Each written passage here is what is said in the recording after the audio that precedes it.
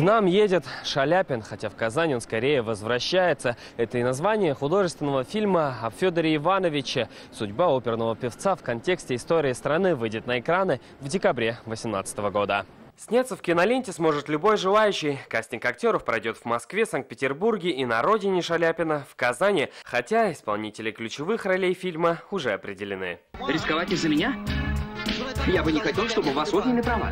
Не беспокойтесь, месье, у меня нет прав. Все верно. Одну из ролей в фильме сыграет француз Сами Насыри.